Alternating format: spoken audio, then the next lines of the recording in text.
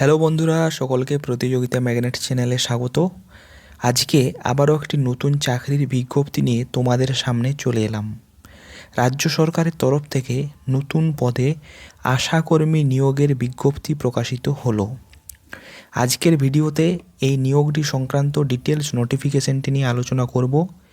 এখানে বয়স সীমা কী চাওয়া হয়েছে, এখানে তোমাদের শিক্ষাগত যোগ্যতায় বা কী হওয়া প্রয়োজন, কিভাবে তোমরা এখানে আবেদন করবে, কোন জায়গায় তোমাদের আবেদনপত্র জমা দেবে, এগুলো নিয়ে ডিটেলসে আজকের ভিডিওতে আলোচনা করব। ডিটেলস নোটিফিকেশনটি আলোচনা করার পূর্বে তোমরা চ্যানেলে যারা নতুন দর্শক তারা চ্যানেলটিকে সাবস্ক্রাইব করে রাখতে পারো। তো প্রথমে নোটিফিকেশনটি ওপেন করে নিই, তারপর বিস্তারিত আলোচনায় আসছি। দেখো, ডিটেলস নোটিফিকেশনটি আমি ওপেন করে নিয়েছি। প্রথমেই এখানে কিছু শর্তাবলী দেওয়া রয়েছে, সেই শর্তাবলীগুলো প্রথমে দেখে নিই। প্রথম শর্ত রয়েছে যে কেবলমাত্র বিবাহিত, বিধবা অথবা আদালত কর্তৃক ডিক্রিমূলে বিবাহ বিচ্ছিন্ন মহিলারাই এখানে আবেদন করতে পারবেন। অর্থাৎ শুধুমাত্র মহিলা ক্যান্ডিডেটরাই এখানে কিন্তু আবেদনটি করতে পারবেন। এরপর আগ্রহী প্রার্থীকে অবশ্যই সংশ্লিষ্ট গ্রামের বা স্থানের স্থায়ী বাসিন্দা কিন্তু হতে হবে। এরপর বয়স সীমা, এখানে জেনারেল ক্যান্ডিডেটদের জন্য বা সাধারণ প্রার্থীদের জন্য 30 থেকে 40 বছর বয়সের মধ্যে কিন্তু বয়স সীমা হতে হবে। এবং এই যে বয়স সীমা সেটি 1/1/2024 এই তারিখ অনুযায়ী কিন্তু দেখা হবে। যারা এসসি অথবা এসটি ক্যান্ডিডেট রয়েছে তাদের ক্ষেত্রে বয়স সীমা 22 বছর থেকে 40 বছর বয়সের মধ্যে কিন্তু হতে হবে। এটিও কিন্তু 1/1/2024 এই তারিখ অনুযায়ী দেখা হবে। এরপর যে শিক্ষাগত যোগ্যতা, এখানে মাধ্যমিক বা এর সমতুল্য পরীক্ষায় উত্তীর্ণ বা অনুত্তীর্ণ প্রার্থীরা এখানে কিন্তু আবেদন করতে পারবে। এখানে বলা রয়েছে যে মাধ্যমিক বা এর সমতুল্য পরীক্ষায় প্রার্থীর নম্বর এখানে বিচার করা হবে। যদি কারো উচ্চতর শিক্ষাগত যোগ্যতা থাকে তাহলে কিন্তু সে এখানে আবেদন করতে পারবে, কিন্তু উচ্চতর শিক্ষার জন্য কোনো সুবিধা কিন্তু পাবে না। এরপর 5 নম্বরে যারা গ্রেড 1 বা গ্রেড 2 স্বনির্ভর গোষ্ঠীর সদস্যা অথবা প্রশিক্ষণপ্রাপ্ত ধাই অথবা লিঙ্ক ওয়ার্কারগণ, তারা সংশ্লিষ্ট বিভাগীয় যদি শংসাপত্র বা সার্টিফিকেট যদি দাখিল করতে পারে তাহলে তাদেরকে কিন্তু অগ্রাধিকার দেওয়া হবে। এরপর দেখে নাও যে আবেদনপত্রের সাথে কি কি ডকুমেন্টস তোমাদেরকে কিন্তু প্রমাণস্বরূপ এখানে দিতে হবে। প্রথমেই তোমাদের জন্ম তারিখের শংসাপত্র বা মাধ্যমিক বা সমতুল্য পরীক্ষার অ্যাডমিট কার্ড, যেখানে অবশ্যই যেন তোমাদের যে ডেট অফ বার্থ সেটি মেনশন থাকে। এরপর এলাকার স্থায়ী বাসিন্দা হিসাবে তোমাদের যে ভোটার কার্ড অথবা রেশন কার্ড কিন্তু দিতে পারো। 3 নম্বরে জাতিগত শংসাপত্র, যারা এসসি অথবা এসটি ক্যান্ডিডেট তাদেরকে কিন্তু এখানে এসসি এসটি সার্টিফিকেট কিন্তু দিতে হবে। এরপর মাধ্যমিক বা সমতুল্য পরীক্ষার মার্কশিট, এখানে কিন্তু বলা রয়েছে মার্কশিটের উভয় দিকেরই তোমাদেরকে কিন্তু এখানে জেরক্স কপি দিতে হবে।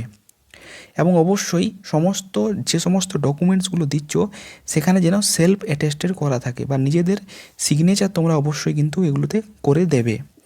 এরপর যারা গ্রেড 1 অথবা গ্রেড 2 স্বনির্ভর গোষ্ঠীর সদস্যা অথবা প্রশিক্ষণপ্রাপ্ত দায়ী অথবা লিঙ্ক ওয়ার্কারগণ, তাদের যে নির্দিষ্ট সার্টিফিকেট রয়েছে সেটিও কিন্তু দিতে হবে। এরপর প্রার্থীর স্বাক্ষর সহ 2 কপি পাসপোর্ট সাইজের ফটো, 2 কপি তোমাদের এখানে পাসপোর্ট সাইজ ফটো লাগছে এবং সেই ফটোর উপর তোমাদের নিজের যেমন সাইন কিন্তু করা থাকে বা সই যেন করা থাকে। এখানে একটি গুরুত্বপূর্ণ ইনফরমেশন দেওয়া রয়েছে যে প্রমাণপত্রগুলোর মধ্যে যে কোনো একটি আবেদনপত্রের সাথে যদি যুক্ত না থাকে তাহলে কিন্তু আবেদনপত্র বাতিল করা হবে।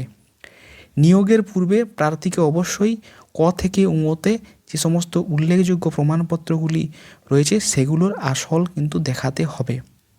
এখানে উপরের যে ক থেকে ঙ পর্যন্ত রয়েছে সেগুলো কিন্তু দেখাতে হবে।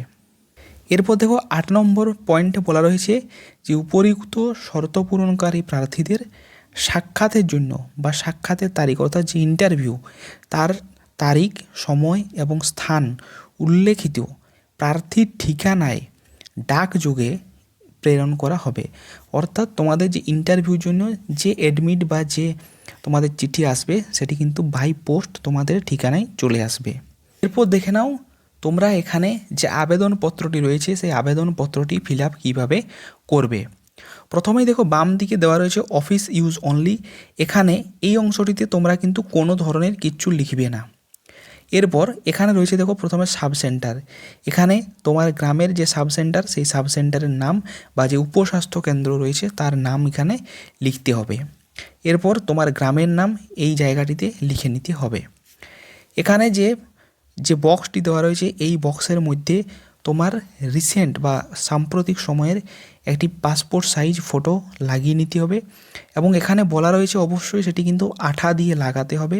কোনো ধরনের পিন বা স্টেপেল বা সেলাই করা কিন্তু যাবে না এবং অবশ্যই সেই ছবিটির উপর তোমার নিজের স্বাক্ষর থাকবে। এরপর প্রথমে রয়েছে আবেদনকারীর নাম। এখানে আবেদনকারীর নামটি লিখে নেবে। এরপর মহকুমা, কোন সাব ডিভিশনের আন্ডারে পড়ছো সেটি কিন্তু লিখতে হবে। এরপর চলে আসি, এখানে দেওয়া রয়েছে স্বামীর নাম, এখানে দেওয়া রয়েছে পিতা বা বাবার নাম লিখবে। এরপর স্থায়ী বাসস্থানের ঠিকানা, এখানে তোমাদের গ্রামের নাম লিখবে, পোস্ট অফিসের নাম লিখবে, থানার নাম লিখবে, জেলার নাম লিখবে এবং পিন নাম্বার লিখতে হবে।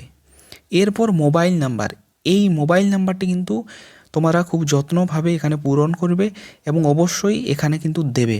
এরপর তোমাদের উপস্বাস্থ্য কেন্দ্র বা সাব সেন্টারের নাম অবশ্যই দিতে হবে। এরপরে রয়েছে বৈবাহিক স্থিতি। এখানে দেখো 3টে বক্স দেওয়া রয়েছে, বিবাহিত, বিবাহ বিচ্ছিন্ন নাকি বিধবা। যার জন্য যেটি প্রযোজ্য সেই বক্সে কিন্তু টিকমার্ক দিতে হবে।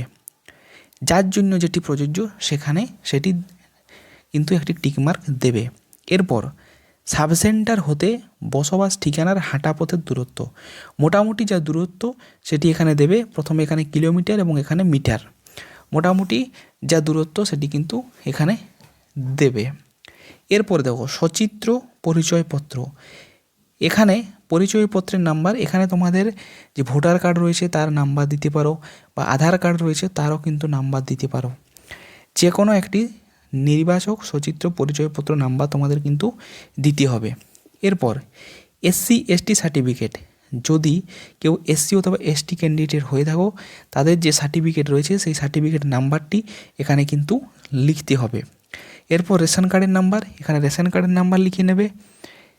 এরপর দেখে নাও বলা রয়েছে 12/11/2024 তারিখে ভোটার লিস্ট অনুসারে এখানে অংশ নাম্বার লিখতে হবে, এখানে ক্রমিক নাম্বারটি লিখতে হবে। এরপর আবেদনকারীর নাম, এখানে আবেদনকারীর নাম লিখতে হবে, আবেদনকারীর জন্ম তারিখ, তোমাদের যে জন্ম তারিখ বা ডেট অফ বার্থ রয়েছে সেটি লিখতে হবে। এরপরে দেখো 3টে পরপর এখানে রো রয়েছে। এই যে 3টে রো রয়েছে এখানে দেওয়া রয়েছে বিবাহিতার জীবিত স্বামীর নাম, দ্বিতীয়ত রয়েছে বিধবার পিতার নাম, তৃতীয় রয়েছে বিবাহ বিচ্ছিন্নার পিতার নাম। এই 3টে রোয়ের যার জন্য যেটি প্রযোজ্য সেই অংশটি কেবলমাত্র ফিল আপ করবে, যে কোনো একটি কিন্তু। এরপর দেখে নাও দেওয়া রয়েছে তোমাদের যে শিক্ষাগত যোগ্যতা তার বিবরণ। প্রথমে এখানে যে পরীক্ষা তোমরা যে মাধ্যমিক, কেবলমাত্র মাধ্যমিক বা সমতুল্য যে পরীক্ষায় তোমরা পাস করেছো তার নামটি লিখতে হবে। এরপর কোন বোর্ড থেকে পাস করেছো তার নাম লিখতে হবে। পরীক্ষায় বসার বৎসর, অর্থাৎ কোন বছর তোমরা মাধ্যমিক বা সমতুল্য পরীক্ষায় পাস করেছো সেটি লিখবে। এরপর সেখানে মোট নাম্বার কত ছিল এবং সেই মোট নাম্বারের মধ্যে তুমি কত নাম্বার পেয়েছো লিখতে হবে এবং শতকরা বা পার্সেন্টেজ কত মার্কস পেয়েছো সেটি এখানে ফিল আপ করবে। এরপর এই অংশটি ভালোভাবে দেখো, এখানে তোমাকে কি কি ডকুমেন্টস দিতে হবে। এখানে কিন্তু অবশ্যই সমস্ত ডকুমেন্টসের সাথে তোমরা কিন্তু সেলফ অ্যাটেস্টেড করে নেবে, অর্থাৎ নিজেদের যে সাইন সেই নিজেদের সাইন কিন্তু অবশ্যই করবে। প্রথমে অ্যাডমিট কার্ড, অ্যাডমিট কার্ডের জন্য সাম্প্রতিক প্রার্থীর স্বাক্ষরসহ রঙিন পাসপোর্ট ছবি। তোমাদের যে ডাকযোগে যে অ্যাডমিট কার্ড আসবে তার জন্য পাসপোর্ট ছবি কিন্তু তোমাদের দিতে হবে, আলাদাভাবে এটি কিন্তু তোমাদেরকে দিতে হবে। এরপর 5 টাকা ডাক টিকিট সহ নিজের ঠিকানা লেখা একটি খাম। এখানে তোমাদের একটি এক্সট্রা খাম লাগবে, যে খামে তোমাদের নিজের বাড়ির যে ঠিকানা সেটি লেখা থাকবে এবং অবশ্যই সেখানে একটি 5 টাকার যে পোস্ট অফিসে যে স্ট্যাম্প হয় যে টিকিট হয় সেই টিকিট একটি লাগবে। 3 নাম্বার দেখো মাধ্যমিক বা সমতুল্য পরীক্ষার অ্যাডমিট কার্ড অথবা জন্ম শংসাপত্র। তোমাদের বয়সের প্রমাণপত্র হিসাবে এটি লাগবে। মাধ্যমিক বা সমতুল্য পরীক্ষার যে অ্যাডমিট কার্ডের জেরক্স বা তোমাদের যে বার্থ সার্টিফিকেট রয়েছে সেটি। এরপর 4 নম্বরে মাধ্যমিক বা সমতুল্য পরীক্ষার মার্কশিট, এটিরও জেরক্স লাগছে।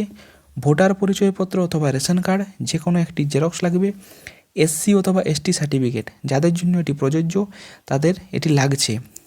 এরপর যারা স্বনির্ভর গোষ্ঠী বা প্রশিক্ষণপ্রাপ্ত দায়ী বা লিঙ্ক ওয়ার্কারগণ তাদের যে সার্টিফিকেট রয়েছে তার জেরক্স লাগবে। এবং 8 নম্বরে বর্তমানে যে অংশ নাম্বার ক্রমিক নাম্বারের একটি প্রত্যায়িত নকল এটিও লাগছে। এরপর দেখো একটি বক্স দেওয়া রয়েছে, এই বক্সে এই জায়গাতে নিজেদের নামটি তোমরা কিন্তু স্বাক্ষর করে নেবে। এটি ছিল তোমাদের সম্পূর্ণ যে অ্যাপ্লিকেশন ফর্ম বা আবেদন যে ফর্ম সেটি। এরপরে দেখে নাও কোন জায়গা থেকে কতগুলো এই আশাকর্মীর ভ্যাকেন্সি রয়েছে। তো এই যে আশাকর্মীর ভ্যাকেন্সিটিগুলো বার হয়েছে এটি বার হয়েছে পশ্চিম বর্ধমান জেলা থেকে। এখানে দেখো প্রথমেই পশ্চিম বর্ধমানের কোন গ্রাম পঞ্চায়েত থেকে বার হয়েছে তার নাম দেওয়া রয়েছে, কোন সাব সেন্টারের অন্তর্গত তার নাম দেওয়া রয়েছে, কোন গ্রামের বাসিন্দা হলে তোমরা এখানে আবেদন করতে পারবে সেগুলোর নাম দেওয়া রয়েছে, এবং তোমাদের কাজের এলাকা কোনগুলো হবে সেটির নাম দেওয়া রয়েছে। এরপর দেওয়া রয়েছে শূন্যপদ কতগুলো ভ্যাকেন্সি রয়েছে, এবং এখানে দেওয়া রয়েছে কাস্ট অর্থাৎ কোন শ্রেণীর জন্য এখানে যে ভ্যাকেন্সিগুলো সেগুলো দেওয়া রয়েছে। প্রথমেই দেখো গ্রাম পঞ্চায়েতের নাম দেওয়া রয়েছে বৈদ্যনাথপুর। এখানে পাণ্ডবেশ্বর 1, পাণ্ডবেশ্বর 1 এবং পাণ্ডবেশ্বর 1 এই তিনটিই পাণ্ডবেশ্বর 1 যে সাব সেন্টার এর অন্তর্গত ভ্যাকেন্সি বার হয়েছে।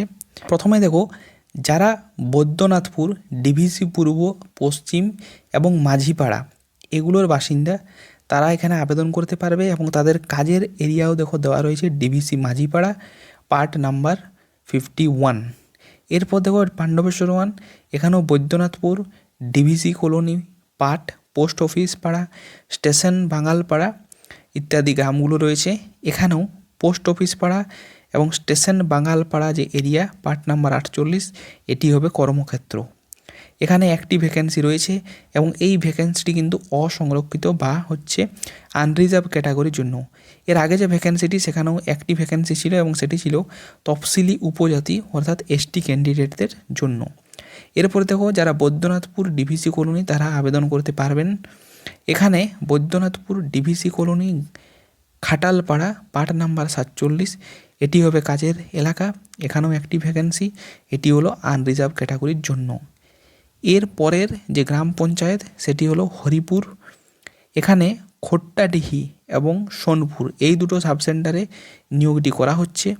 এখানে যারা খোট্টাডিহি কলিয়ারি বা অফিস রোড শিবপাড়া মন্দির তারা এখানে আবেদন করতে পারবে। এখানে কাজের ক্ষেত্রও দেওয়া রয়েছে, এখানেও একটি ভ্যাকেন্সি রয়েছে এবং এটি আনরিজার্ভ ক্যাটাগরির জন্য।